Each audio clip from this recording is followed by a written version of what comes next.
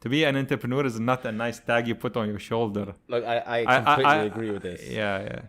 And I'm not pro the concept of Superman or Superwoman entrepreneurs. Because I think this deprives the value of the team. It's never an individual. It's always teams. Yeah, and the more we spread that humanity, us as Homo sapiens, as a species, what distinguished us from other human species was our ability to communicate better in mass, understand an opportunity or an issue, and collectively arrive to a solution. It was never about the Superman. Welcome to the Art Style Podcast, your #1 podcast for understanding the Web3 space. We chat with influential creators, entrepreneurs, and builders leading in the NFT and crypto industry, giving you decentralized access to everything happening behind the scenes with exciting projects and companies emerging in the Web3 space. Why, hello. It's another episode of the Art Style Podcast. I'm very excited today to be with Dr. Adil Alzoorani. It's very much a pleasure to have you here. We have a very exciting discussion about what he's up to out here in Dubai. But before we get started, just wanted to do a real quick kind of roundup. You know, the Art Style Podcast, we represent one of the largest sort of Web3 communities here in the Middle East, and we're very excited to be, in a position where we're interviewing a lot of entrepreneurs, builders, creators in the space. And so if you are interested in better understanding what's happening in the space, check out the Art Style Podcast on podcast.artstyle.io. All right, so Mr. Adil, how's it going? And maybe you could tell us a little bit about what you've been up to out here in Dubai. I've heard a lot of exciting things, and I think a lot of people would be blown away to see what you're pioneering. Thank you very much. I don't know about pioneering, and probably you'll only believe half of what you hear. That's a philosophy that I take. So I have been fortunate to have investigated and been involved in a lot of sectors, starting with telcos, into economic zones, into building family offices, investments, got into healthcare, education, financial services, and food and beverages, and a few other sectors. Now, my latest venture, which I'm super excited about, and it is probably defining how would I look into even my future, because it is such an interesting play whereby you are able to contribute to community, society, and help a future generation to arrive to their potential. So the latest venture that I've embarked on is a school called Citizens School. It's a project that I've worked on for 9 years. Wow. Yeah. I didn't know that myself. So it was not an easy venture to go for. Either ways, they are never easy. If you are building them from scratch and reverse engineering a concept that you believe in. And it all came from, initially we did the same in the healthcare industry. So we've pioneered in few subsectors of the healthcare industry, most of which we built from scratch, and most of which have succeeded in achieving their objectives. Of course, in business there are wins and losses, and if you average in your lifetime to have more wins than losses, then you are in a good shape. I think there's a Jordan kind of quote there. You miss 99% of the shots you don't take, right? Yeah. Funny speaking, I was interviewed today in the morning with one of the one of the magazines, and and I ended the line by saying, the faster you lose, the faster you win. Oh yeah. Okay, because statistically speaking, 9 out of 10 businesses will fail within 3 years. Now, with the venture studio approach, apparently, as per latest studies and research, you have better numbers. 7 out of 10 7 out of 10 fail within 3 years, which gives it a better stats in there, which is fantastic. Either way, going back to the school. Yeah, just to contextualize it maybe for the listeners. So you're founding a school called the Citizen School, which effectively teaches people, well, young kids and I guess students, about next generation technologies that are really there to reshape the world going forward, right? Let me like reverse engineer a couple of concepts that I believe in, which have shaped up the school, and I hope that these are delivered on. What I target is to grow a generation that is capable of identifying problems or opportunities, that are capable of communicating amongst themselves to create what I refer to as entrepreneurial teams, and be able to deliver on products and services so that they grow economic and social contribution. So that is what I want to create as a generation. Beside that, I hope that that generation is able to manage their quality of life. So identify what matters to them, what dictates quality of life to them, and be able to manage their quality of life proactively. So it involves a lot of like psychological management. It involves a lot of identifying what are the triggers in one's life, so that what I refer to is sleep in peace and wake up excited. That's what I hope. So those two variables or those two concepts are what I hope to deliver on within this education experience that I call Citizen. Reverse engineer both concepts into an education experience. This is what Citizens is all about. So in order to deliver on a generation that is able to identify problems or opportunities, team up, and deliver on products and services, means I need to equip them with the understanding of how to identify problems or opportunities, equip them with the ability to communicate amongst themselves and team up, so that everyone of a team appreciates the value add of the other member in the team, and be able for them to deliver a product or a service that is needed in society and grow an economic outcome out of it. In order to achieve that, then you need to grow researchers. You need to grow matter experts in many sectors. You need them to be exposed to as many technologies, as many economic defining phenomena as much as possible. You need them involved earlier on into comprehending those futuristic concepts, that they can build products and services that will be meaningful by the time they graduate. You need to realize that 40% of them will not be able to get jobs. So entrepreneurship sounds nice. People might like to be referred to as entrepreneurs. But in 10 to 15 years from now, based on World Economic Forum reports, it's survival. So to be an entrepreneur is not a nice tag you put on your shoulder. Look, I completely agree with this. Yeah. And I'm not pro the concept of Superman or Superwoman entrepreneurs, because I think this deprives the value of the team. It's never an individual. It's always teams. Yeah, and the more we spread that humanity, us as Homo sapiens, as a species, what distinguished us from other human species was our ability to communicate better in mass, understand an opportunity or an issue, and collectively arrive to a solution.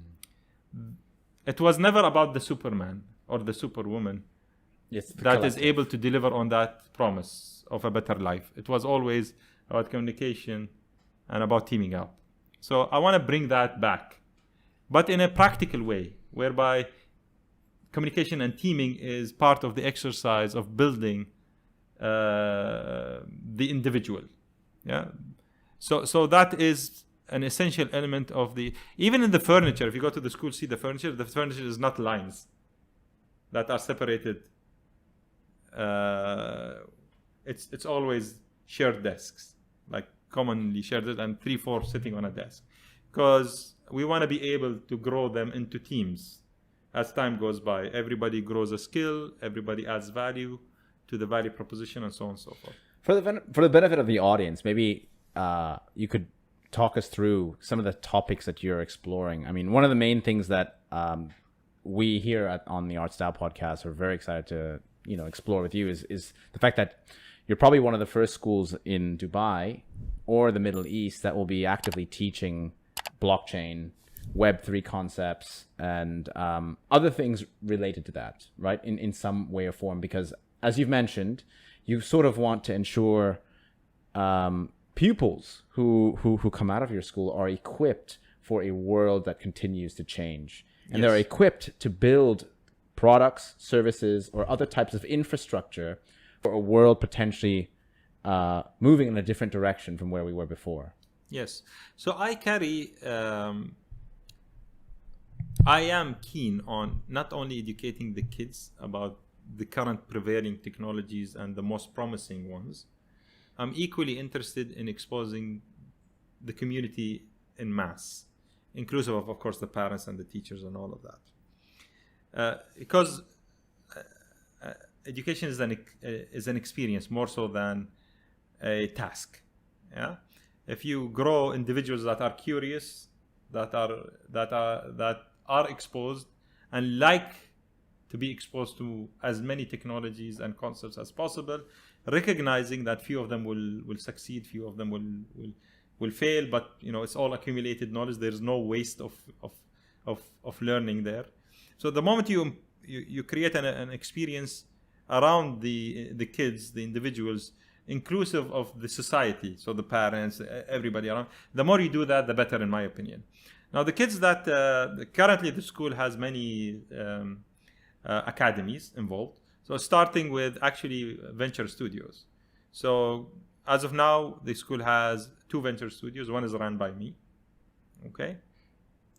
And the idea is that we are involving teachers and as many parents as possible, because we realize that most of the parents that we have are actually entrepreneurs by nature.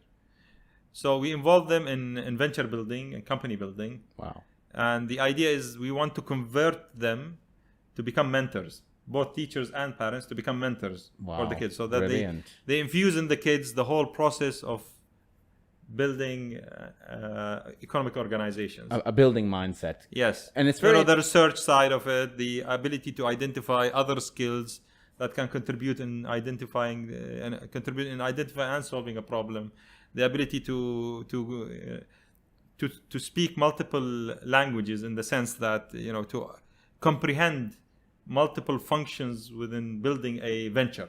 Yeah. What's interesting about this is, compared to, at least, so I grew up in Taiwan, in Asia. I lived there for 18 years, and the majority of kids in my school, nobody really thought that much about venture building. It was very much, let's go to law school, let's go to maybe becoming an engineer, or let's become a doctor. And the problem with that is you kind of do not incentivize greater creativity in your learning. You go out and just pursue one goal because that's the path of least resistance. But what you're actually teaching is to actually pursue some element of resistance as a kid, to learn skills that you can actually build, despite the fact that you've also acknowledged that 9 out of 10 ventures fail. You see, we need to teach that failure is part of the whole process. It's equally important, which is not what education systems do teach nowadays. Most of them, not all of them. The education system that exists now for almost 200 years is the outcome of the Industrial Revolution. The Industrial Revolution it was a need to produce people of certain skills in mass. Because you need to realize, out of the 8 billion people that we almost are hitting now, 6 billion came in the last 200 years. Wow. You need to realize that as Homo sapiens, as a species of humans, we existed for 300,000 years. We grew 6 billion people only in the last 200 years. Wow. Exponential, yeah. And you know why? A graph, I can just picture the graph. It's like an exponential graph. There are many factors that got involved in doing so or helping so, but the main one was vaccinations. Oh, yes. So tell the ones that don't vaccine or resist vaccination that we exist as everything that is today they are out, like the economic structure, like a lot of the social structures we live in is the outcome of the fact that we have grown so rapidly in the last 200 years, inclusive of the education system. The scary, sad reality is that we are going to stagnate in less than 50 years. So it's expected that as a population, we will, as a human, as a species, we're going to stagnate at around 9.3 billion, which will probably happen within the next 30 to 50 years. You know that China, this is the last year they will ever grow in population. I guess they're going to peak this now. year they're gonna grow another 500,000 and that's it. And many other countries the likes. To the best of my memory, I might be mistaken, Brazil. This is like the last year for them to grow. And some others, I'm not sure if Nigeria is in the mix, but many key countries, global countries, which were drivers in population growth, are gonna stagnate this year. So what will happen to economy once population stagnate? The economic structure we live in today, the stock markets, the pension structure, the social pension structure, all of them is dependent on that. Continuous a bigger growth. Population is coming than the existing population. Call to the end of that. What will happen? We don't know.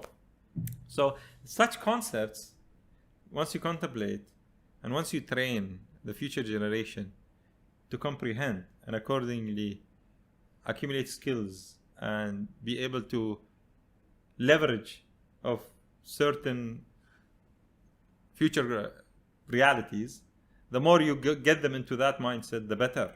You give them a chance in life. That's hopefully what the school does. The school, beside venture building, venture studios, the school is currently establishing a blockchain academy in collaboration with one of the biggest, most popular names. So that will get announced very soon. Wow. It's probably Exciting. the biggest blockchain environment there is today. We are growing an esports academy. No way. Yes. To train people on esports. In esports. So and using esports as a mean to educate. I mean, I think I should just mention to the audience, for those who might not be familiar, esports are actually games, video games. Yeah. And so not many people might not know this except people in the industry, but there's a whole world of players out there playing video games competitively, building also, they make millions. And they make millions, right? Yeah, because they create content. Yes. You understand me? Yes. But I'm also taking it from a different angle. Those games know better than you know you better than you know yourself, because you can use those games as analytical tools to understand things like how fast your brain works, how fast your senses are, how are you a team builder, are you a leader, are you a strategist, are you a lot of skills that the games know more than you know yourself. Because it detects it, I guess, in your... Yeah, because they analyze you all the time. Oh, yeah. It's And quite sitting there, frightening as well. Yeah. So if I can discuss a lot of concepts that are seriously scary. Okay, and probably I'll touch on that because it's important to realize many concepts that we live today and we take them lightly are actually going to define the future of humanity. Let me ask you a question. Do you use Google Maps much? Of course. It's impossible. Have you used it to go back home? Yes, I have. Yes. And have you used them to go back home, albeit you probably know the roads quite well? No. Normally I use it when I'm somewhere where I don't know the way back. So if you have any doubt about yourself, you'll use Google. Yeah? Oh, yes. So you trust Google more than you trust yourself. And although you might take it lightly. I mean, it's very true about a lot of things. I think we trust Google for information. You know why? Because as humans have evolved, for ages, we entrusted a third party to guide us on what's right and wrong. And then we, as humans, wanted to contribute to that concept by the fact that we have evolved in hundreds of or thousands of years, and we went through a lot of experiences. This is why you exist today, because a lot of people before you took decisions. Yeah, this is why you are sitting in front of me today. So we have intuition, and we wanted our intuition to get into decision making about how decisions are made today. But now you trust the machine more than you trust your intuition and the third party. Wow, that's why is that? Because they don't only know your history, they know your current status, and they are trying, or they are able to predict your behaviors more than you can predict yours. Wow. Okay, because they compare you to thousands of people that have similar characteristics to yours. So decision making moving forward for humans is gonna go to the machines.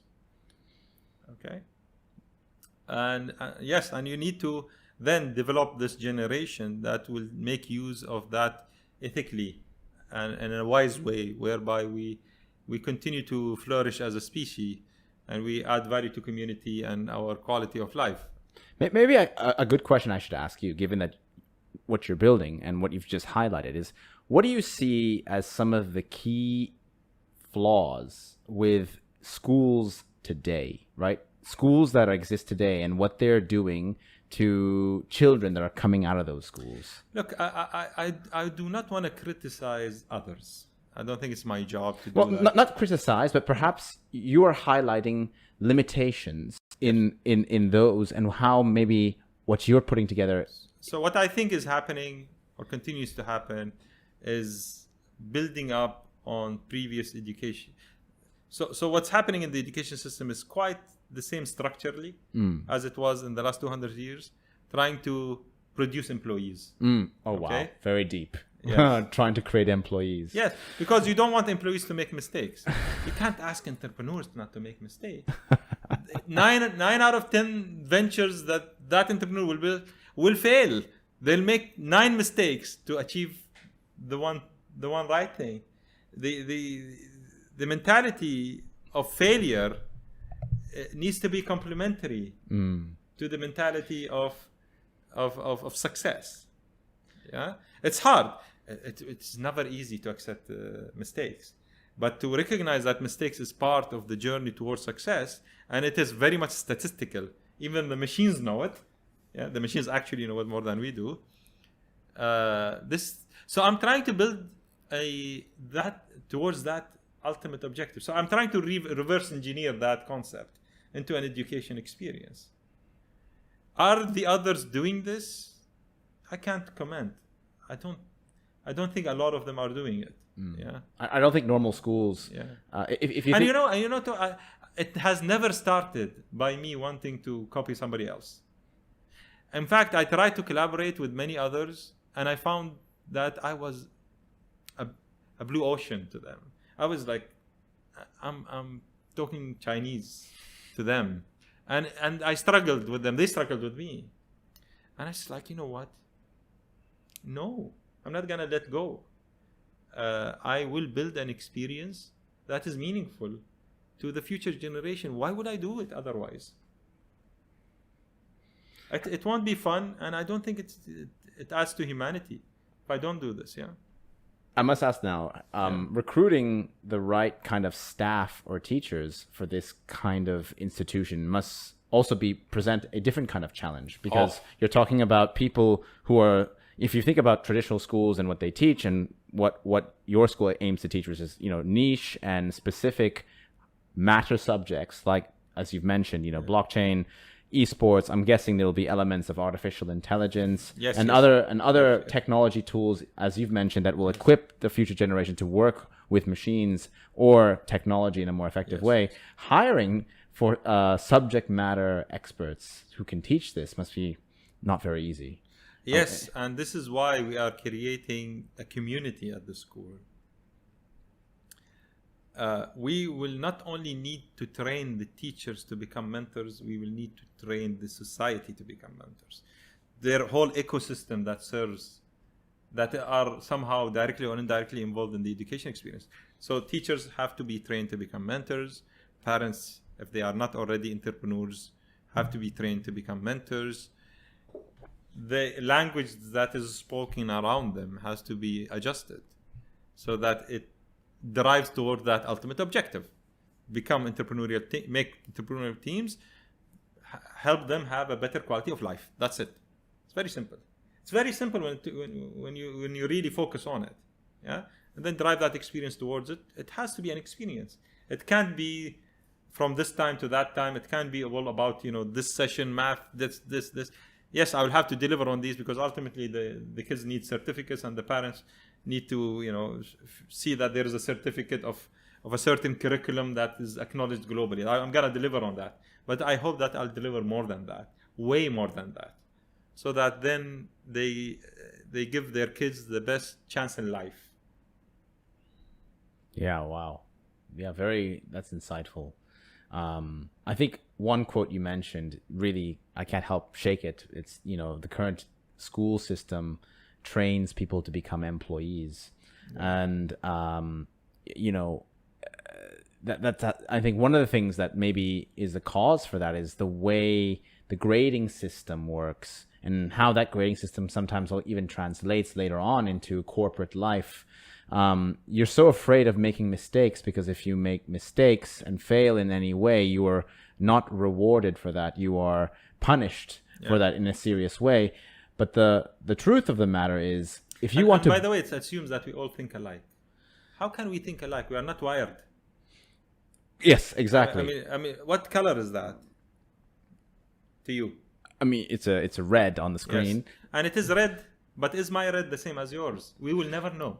Yes. So the assessment system kind of blankets the same kind of... And people have different skill sets. But it was necessary as a species, by the way. It was and continues to be necessary as a species to have a common language, to evolve. Yeah? Otherwise, we would never communicate. But then, today, I think we need to recognize the fact that we are different. But look at it positively, so that if that difference can be utilized creatively, and that utilization adds value to humanity and society, then I think what I've once written an article way along. It says they have the right to be lost. Because how did Christopher Columbus discover the Americas? He got lost. He thought he landed in India. His target was India. This is why he called them Red Indians. You understand me? He got lost. He landed like, okay, those are Indians, ideally, because he was targeting India. The West Indies, yes. So unless you get lost and have the right to get lost, you will not reach places that will then probably add to humanity and evolve us as a species. Am I right? And if I'm going to treat them all alike, how will they get lost? How will their creativity come out to be and be able to arrive to places that we couldn't arrive to as individuals? Yeah? What's interesting is more and more I've seen today that young people between the ages of 9 all the way to 12, 13, 14, 15, they are they're increasingly founding or creating things that have significant value. We're seeing more young people create companies. The age for when you can become a founder because of technology is increasingly becoming younger and younger. When did age get linked to adding value to humanity? I mean, this is what we created. This is not natural. It was a patriarchal system from the... it was like, no, you have to just learn up till this age and then, get employed. And if you are crazy enough, then you might create something different. Yeah. I mean, Einstein was seen as a stupid kid. Look what the guy did. You understand me? It helped us understand the universe. You understand me? So he was lucky that somehow he was able to deliver to humanity, albeit all the resistance he fell in as a creative individual. If we could move this now in a different direction, I mean, given that I think the audience maybe hasn't heard this, but you have a background in technology and cybersecurity, right? You've mentioned to me briefly before that you're an ethical hacker. Yeah, in the morning.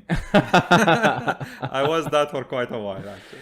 And of course, you run, besides the school, you're the chairman and CEO for several other organizations and companies. You've worked before in government, and you run a family office and investment fund and various other things. So I'm assuming in some way that background must be very helpful for you in building this school.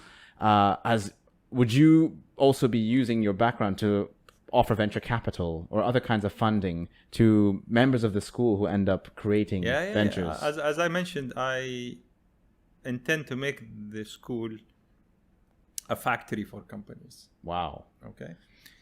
I mean, and those are arm's length, and the hope, the outcome of that, beside it being financially interesting, so it needs to be a sustainable approach. So they are all for-profit organizations. If I'm able to convert teachers to mentors, parents to mentors, then that would be amazing. Many ask me, what if they actually become successful entrepreneurs? I say, great. I'll have more partners. You understand me? If I can make the teachers partners, or the parents partners, or the kids, the students partners, that's the jackpot. You understand? So I'll be the factory of companies and founders. Yeah, that'll be amazing. Of course, this is far-fetched. It's like a Y Combinator in a sense. Yeah, and a school Y Combinator, so to speak. Yes, but I am not out on. I'm not, unlike many other setups, I'm not out there to find entrepreneurs only. I am out there to make them and produce them in mass. That's my hope. I hope I achieve some of that. I always say, if I can achieve 10% of what I strive for, I'll still call it a win. What do you think? Okay. So I wanted just to ask you a couple questions now, more specific about blockchain and crypto. Given that this is something that you've decided to offer in your school, what's your thoughts about how this piece of technology can reshape the future, and I guess why do you believe it to be important to have your pupils learn about this? When the internet was initially created, it was created amongst universities, and it was not created with. So it was created with the thought that universities trusted each other. So the design of the standards behind the internet did not assume that people will do wrong, which was, I wouldn't call it naive, but it was experimental as technology at the time. But then it grew tremendously, and it has weaknesses. This is why still the internet struggles with elements of privacy, security, and so on and so forth. When blockchain first came out, to me it was very interesting because code-wise, it could offer a solution to actually replace the internet down the line when it comes to the concept of a server-client relationship to a blockchain environment. Understanding, though, that a transaction on blockchain takes almost 10 times more energy. The internet wouldn't have been able to get launched with a technology like blockchain because we didn't have the processing power at the time. I think the processing power is emerging or growing quite tremendously, and especially with quantum computing coming up. I think blockchain will assume a good chunk of the internet. Okay, and a lot of use cases, and that's mainly because it is able to provide better security and privacy than the server-client relationship. Adding to that, there are a lot of use cases then that could actually come to be in a much more efficient way than it is today. For example, financial transactions. Since you are able to introduce currencies in smart contracts, then it could assume, smart contracts can assume the role of banks and central banks. Yeah. Okay. Yeah. And with that, you can become way more efficient. I mean, yes, you don't need Okay, a so you whole don't- team of people. You don't need the human factor there. Yeah. The machine is gonna govern the financial transaction, which is amazing. Licensing content,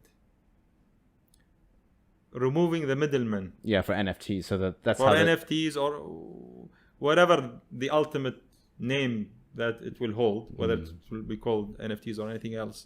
It's basically removing all the middlemen between the creator and the consumer of the content in a very transparent way, whereby there's no human factors in it. So with that, you are making it way more efficient again. So as in the financial transactions, DeFi and the smart contracts in that sense, same goes with monetizing intellectual property.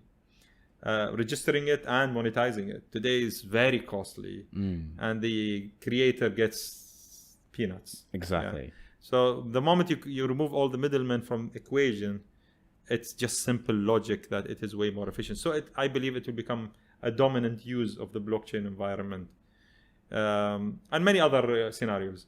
Let's talk about, for example, the metaverse. Metaverse, in my opinion, what it does is that the internet made the world a small village. Metaverse is gonna bring communities back to the small village. Okay, It's you a are a community of artists. You can have a space in the metaverse that visually represents the community, making the experience more immersed and immersive amongst the community members. Yeah, which I think adds a lot of value and has a lot of power.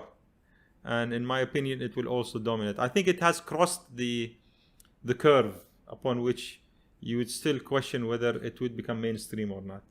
So I don't have a doubt that the blockchain is mainstream and will become further more.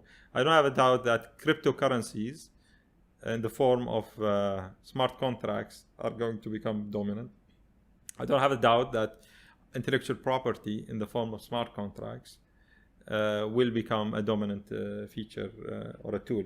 And we would need a generation that understands and comprehends this and adds to it, and an education experience between teachers and parents, so home and school, that comprehends this and helps support the kids into that kind of a future.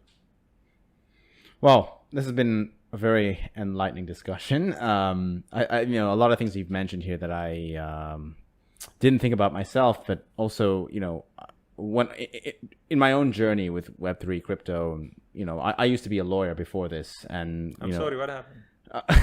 I still am a lawyer, but I just don't practice anymore, and I'm more comfortable in the Web3 world right now. But as long as it makes you happy. But I think do you sleep better now? And do you wake up excited? That's how I gauge it. I wake up excited. I sleep.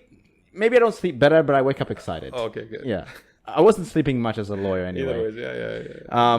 No, but what's really touched my thinking here a lot is in being a sort of practitioner within the Web3 space, right? With running ArtsDAO, a lot of the challenges we face is kind of bringing forward an education to the masses, right? This is how blockchain works. The MetaMask wallet operates this way. These are what cryptos are. NFTs operate this way. They're sold. The whole use case. I think imagine after several years where children have kind of learned about this, them going into the world and actually building. It then doesn't necessarily have to be so much about teaching anymore. It's more about exploring what use cases can actually come into play. I think right now a lot of the discussion is just about understanding what blockchain is all about, and we're not really having much discussion about what we can build, what we can do, what. This is exactly what I'm trying to achieve with the academy. So We'll be creating a local blockchain environment. We'll be actually distributing cryptocurrencies within our environment, opening it up to smart contracts. So the peoples will get free crypto. Yes. The kids will get free crypto to start, but within our local blockchain environment. Brilliant. So they can test it. The reality is, I mean, it's a wild world. Yes. So, and you need to protect the kids, especially at early ages. You need to equip them, but at the same time, it's our duty to protect them from wrongdoing or from malicious activities, outsiders that don't have the right intentions, manipulating kids. So we have to protect them a bit. So how would you protect them and expose them at the same time? Great. We will be starting with closed environments, and then slowly and steadily start opening them up into, as they grow, more mature, to the rest of the world, whereby they can take these learnings into practical uses that are value adding to community and society and themselves down the line. So, and it's not easy. It's not going to be easy. But I have a lot of passionate people around me. Okay, and probably I have a lot of parents that are willing to take the journey with us and the kids, so that they arrive to a stage in time whereby they can provide to themselves and the community. So let's see how that goes. So just to wrap this up, I know we've been talking for quite a while now, a lot of value. I still can do 2 hours if you want. I don't want to take too much of your time. I know you're a very busy guy. Just for the benefit of the audience, when is the school launching? In 2 weeks. In 2 weeks. Yeah, September. So yes, very yes. exciting. Very looking exciting. forward to hearing about the launch. Maybe I can swing by and see what's going on. I'd love to see that. All are welcome to come and see the school, get the VIP tour. If I'm around there, I'll come and say hi. That's very exciting. And it's a very exciting time. Is there a website they can go to check out? Is it citizens.ae? Citizens.ae. Yes. Guys, check out Citizens. You might wonder why it's not citizenschool.ae or why it's not the Global Citizens School or whatever, yeah? Is there because to me Citizens is an experience. It doesn't need to attach itself to any extra word. An extra word. Yeah. So Okay. I hope the Citizens experience becomes the dominant feel of that environment. Wonderful. Now to wrap up, usually with our guests on the podcast, we always kind of like to explore a little bit about them off topic, Yeah. And so actually, you've struck me as very much as a philosopher in many ways. You despite your background in tech and investing, you're very passionate about the history of humanity, how humanity has evolved in many ways. So I can't help but wonder, if you weren't doing what you're doing now, what would you be doing instead? Playing the guitar. Why is that? There's beauty in art. I always envied artists, I have to say. It's to me, art is, because I'm not a natural artist, but it feels as an out of this world experience. It comes closer to the energy that the universe is. You get closer to touch and feel the energy. Otherwise, we are consumed by social concepts of happiness, success, importance of time, a lot of social concepts that are man-made. Music and art is real as the universe is. Wow. Okay. Very deep. So the vibe that you would create painting something or playing a piece of music, it propagates into the universe. May I ask you a question? Sure. What's the fastest particle in the universe? Or what's the fastest thing in the universe? It would be light. Most people will answer that. Up until my 12 years old told me that the speed of the widening of the universe that we are in is faster than light. And you wonder, how would we teach them anything? Wow. More than us, don't they? Your 12-year-old said that to you? Well, clearly he's some 12-year-old. But then, yeah, you recognize that, yeah, we are talking a very different sphere of knowledge. All right, on to the next question. What secret skill do you have that nobody knows about? They are dark secrets, man. Very dark secrets. Well, secret skill that nobody knows about. Maybe it could be anything.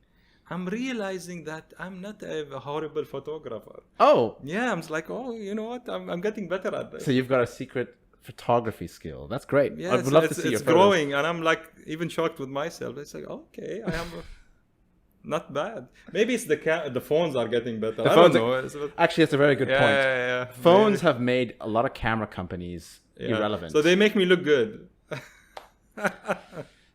Now, final question. What's your favorite restaurant in Dubai? It's a restaurant that is not on the Entertainer, which pisses me off. Oh, yeah. It's a shame because you're a chairman of Entertainer, so you should I'm look to MD. MD. Yes. So which is the restaurant? It's a Social House. Oh, the Social House. Yes, that. Great place. I love them, but although they, we had discussions, but they didn't join the Entertainer. One that I used to really, really love is also Anis, which is in the Intercon. And one that I'm very proud of because they are in the Entertainer is Kitchen 6. Kitchen 6? Yes, in the Marriott. Okay, wow. Well, I'll have to check that out. But my casual restaurant that I love, and I love their food, Singaporean noodles in Social House is impressive. And they have many other dishes. All of their food is nice, actually. I should be paid for that. Well, Dr. Adil, it was an absolute pleasure. I'm very grateful for your wisdom. Thank you very much for coming on the show. And we are super excited to see you launch the Citizen School in the next 2 weeks. Thank you very much. I appreciate it. Yeah? Thank you for receiving me in here. You guys are doing really good to society community. You are educating, you're creating, and I really wish you all the best. Thank you very much. Thank you very much. This is the Art Style Podcast, and thank you. Check us out on the next episode. Lots of love and peace. See ya.